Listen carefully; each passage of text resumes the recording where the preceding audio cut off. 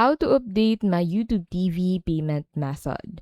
Need to update your YouTube TV payment method? Here's the quick and easy way to do it. So start by signing in to YouTube TV. Head over to tv.youtube.com and then select sign in, which you'll find at the top right of your screen.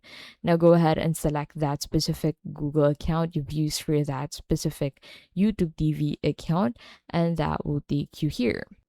So in here, go ahead and click on your profile icon at the top right. And then from here, select settings. Here, go to the billing. And under the payment method, click on update. You'll be redirected to Google Payment Center. So you can go ahead and add a new card, PayPal, or another supported method.